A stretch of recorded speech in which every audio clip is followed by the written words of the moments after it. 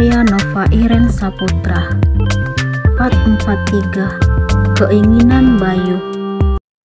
Orang-orang kepercayaan Pak Agus meringkus 3 orang yang telah menculik Aditya. Mereka adalah Rio dan kedua sahabatnya. Bayu langsung menggendong putranya setelah tiba di tempat yang sudah diberitahukan oleh ayahnya. Bayu sama sekali tidak mengenal Rio, walaupun ia merupakan sepupu Lisa. Bayu langsung menghampiri pria itu dan melakukan interogasi. Hatinya sangat kesal karena orang yang di depannya berani melakukan penculikan terhadap Aditya. "Kenapa kau bersedia melakukan perintah Lisa?" tanya Bayu kepada Rio. Laki-laki itu justru memberikan jawaban dengan santai. "Aku butuh uang." "Ternyata kau dan Lisa sama saja. Yang ada di pikiran kalian hanya duit." Bayu menyunggingkan senyuman getir di depan Rio. "Apa kau ingin masuk sel?" Bayu kembali bertanya. "Jangan mas, aku mohon." Rio pun tertunduk. "Ternyata nyalimu ciut juga mendengar kata sel." Bayu mengangkat wajah Rio dengan memegang dagunya. "Bilang sama bosmu kalau dia akan dilaporkan atas apa yang dia lakukan terhadap anakku." Bayu menatap Rio dengan serius. Bayu sudah tahu kalau Lisa dalang dari penculikan Aditya. Tadi Pak Agus menjelaskan semuanya kepadanya. Sebelum ia tiba di tempat yang digunakan Lisa untuk menyembunyikan Aditya, orang-orang kepercayaan Pak Agus telah memberikan pelajaran kepada Rio dan kedua sahabatnya. "Tolong bawa ketiga orang ini ke rumah Lisa ya Pak. Saya mau antarkan anak saya kepada ibunya. Nanti saya menyusul." Bayu memberikan perintah kepada salah satu orang kepercayaan ayahnya. "Baik Den." Laki-laki tersebut mengangguk di depan Bayu. Kini Bayu sangat bahagia karena buah hati tercinta sudah bersamanya. Ia pun membawa Aditya memasuki mobil, lalu mereka meluncur menuju rumah orang tua Tiara. Bayu tidak ingin melihat sang mantan istri terlalu lama menunggu kehadiran putra mereka. Bayu melirik Aditya yang sedang duduk di sampingnya. Anak itu terlihat tenang sekarang, tidak seperti saat bertemu tadi. Wajahnya seperti orang ketakutan. Bayu berpikir Aditya bahagia setelah bertemu dengan dirinya. Bayu merasa bersalah karena tidak mengikuti perkembangan putra semata wayangnya. Dadanya terasa sesak jika mengingat hubungannya dengan Tiara yang kini tidak bersama lagi. Kenyataannya sekarang sang mantan istri sudah memiliki lelaki lain. Akan tetapi Bayu ingin menunjukkan perubahan di depan Tiara atas apa yang telah ia lakukan di masa lalu. Ia ingin membuktikan bahwa dirinya sangat menyesal karena telah memilih berpisah dengan Tiara demi wanita yang sudah menipunya. Mengingat nama Lisa, Bayu makin kesal karena wanita itu berani menculik buah hatinya bersama Tiara. Ia ingin segera menemui Lisa dan memutuskan hubungan yang selama ini ia jalani dengan pura-pura dan terpaksa. "Apa-apaan ini?" Lisa tampak ketakutan saat Rio dan kedua sahabatnya sudah tiba di rumahnya bersama beberapa orang kepercayaan Pak Agus. "Maafin aku Kak, kita sudah ketahuan. Mantan suami kakak juga sudah mengetahui semuanya. Ia akan melaporkan perbuatan kita." Rio memberikan penjelasan kepada kakak sepupunya. "Maksudnya apa? Aku nggak ngerti. Apa yang aku perbuat?" Lisa berusaha mengelak dengan apa yang sudah ia lakukan kepada Aditya. "Anda tidak bisa mengelak lagi. Adik sepupu Anda sudah menjelaskan semuanya." Salah satu dari orang kepercayaan Pak Agus dengan tubuh tinggi besar dan tegap langsung memberikan jawaban kepada Lisa. "Saya nggak bersalah Pak. Saya hanya ingin menuntut hak saya." Lisa tetap saja berusaha membela diri. "Nanti Anda jelaskan kepada Den Bayu. Sebentar lagi beliau akan ke sini." Lisa berusaha tenang mengingat anak yang ada dalam kandungannya. Ia yakin kalau Bayu akan membelanya. Selama ini Bayu selalu menunjukkan kalau dirinya sangat mengharapkan janin dalam rahim Lisa. "Anak kamu nakal nih mas, permintaannya banyak." Lisa mengingat saat dirinya meminta mobil baru kepada Bayu yang hingga sekarang belum ia dapatkan. "Ikut siapa sih nakal gitu?" Bayu tetap bersikap seperti biasa di depan Lisa. "Ikut papanya dong." Lisa tidak tahu apa sebenarnya yang telah Bayu rencanakan terhadap dirinya. Wanita itu masih percaya kalau Bayu tetap dapat dijadikan pelarian seperti yang ia lakukan dulu saat mengandung anaknya Dani. Sekarang, walaupun perbuatan Lisa dalam menculik Aditya sudah terungkap, ia tetap berusaha tenang dan santai. Ia sangat yakin kalau Bayu akan selalu membela apapun yang ia lakukan. Bayu dan Aditya akhirnya tiba di rumah orang tua Tiara. Bayu segera turun dari mobil lalu menggendong anaknya. Mereka pun memasuki istana milik Pak Arif dan Bularas dengan perasaan bahagia. "Mama!" Aditya langsung berteriak memanggil ibunya setelah mereka tiba di ruang keluarga. Tiara langsung berlari menghampiri sang buah hati. Ia pun meraih tubuh anak itu dari Bayu lalu menggendongnya. "Anak mama." Tiara mencium Aditya bertubi-tubi.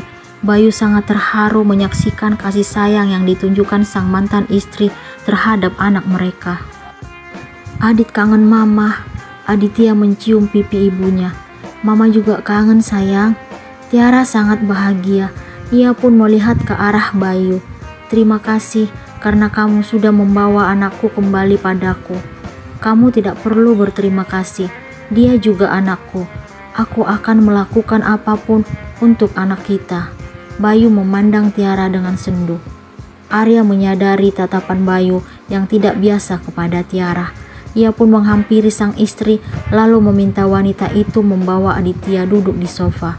Pak Arif dan Bularas sangat bahagia karena cucu mereka kembali dengan selamat. Sementara itu, Arya tidak terima dengan sikap yang ditunjukkan Bayu terhadap Tiara. Ia memperingatkan laki-laki itu agar menjaga jarak dengan Tiara. Namun, Bayu memberikan jawaban yang tidak Arya duga sebelumnya. "Tiara itu ibu dari anakku. Kau tidak berhak memintaku untuk menjauhinya.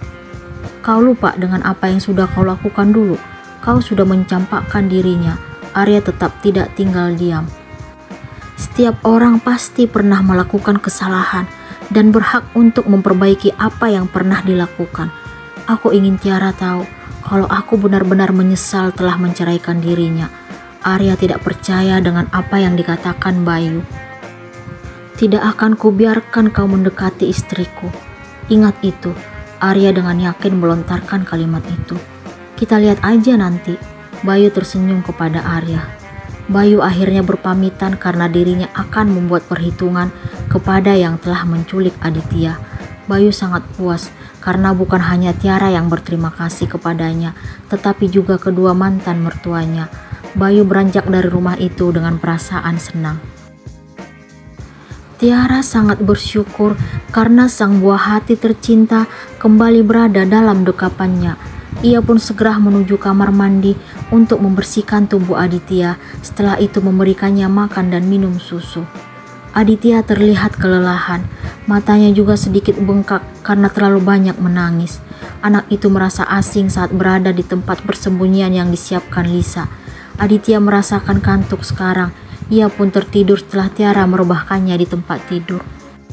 Sementara Arga kini masih digendong Bularas.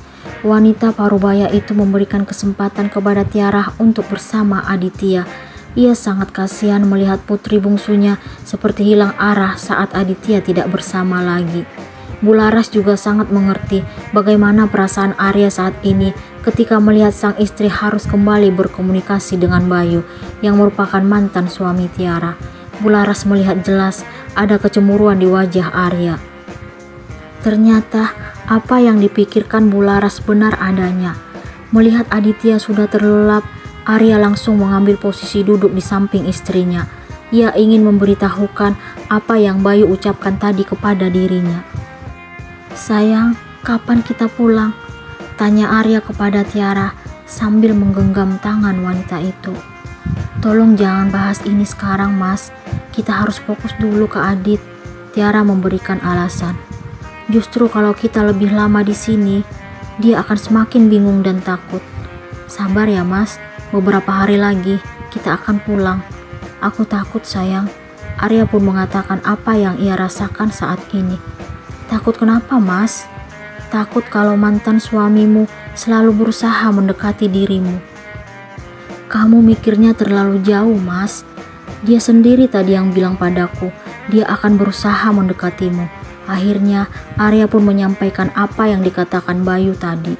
Aku pasti bisa jaga diri, Mas. Kamu gak perlu khawatir. Tiara meyakinkan suaminya. Walaupun Tiara mengatakan bahwa ia mampu menjaga diri dari Bayu, tetapi hati kecil Arya tetap merasa takut dan khawatir. Ia tidak dapat membayangkan jika rasa yang pernah ada akan kembali tumbuh antara Bayu dan Tiara karena sering bertemu. Saat ini, Arya juga merasa bingung melihat sikap yang ditunjukkan Tiara. Ia sadar kalau dirinya penyebab sang istri sekarang berada di kota ini hingga akhirnya bertemu Bayu. Namun, Arya sudah memberikan penjelasan kepada Tiara dan mereka pun kembali akur. Arya sangat takut jika apa yang diucapkan Bayu akan menjadi nyata. Laki-laki itu berusaha menunjukkan perhatian dan perasaan menyesal di depan Tiara. Arya tidak kuasa membayangkan kalau Bayu melakukan berbagai cara untuk kembali mendekati Tiara. Aku sangat mencintaimu, sayang. Selamanya kamu akan tetap menjadi istriku. Arya mendaratkan ciuman di kening sang istri. Aku juga mencintaimu, Mas. Kamu gak perlu ragu dengan cintaku. Tiara mengusap pipi suaminya. Arya pun memegang dagu Tiara. Ia mencoba untuk kembali menghangatkan suasana. Ia mendekatkan wajahnya dan sudah siap dengan aksinya untuk mengecup bibir sang istri. Tetapi ponsel Tiara tiba-tiba berbunyi. Harapan itu pun buyar seketika. Tiara langsung meraih benda pipi itu dari nakas. Arya turut melihat layar ponsel sang istri. Terdapat nama Bayu. Arya heran dan berpikir keras. Ia tidak menyangka kalau Tiara ternyata telah menyimpan nomor kontak Bayu. Hatinya sangat kesal dan kecewa. Apa yang akan Arya lakukan?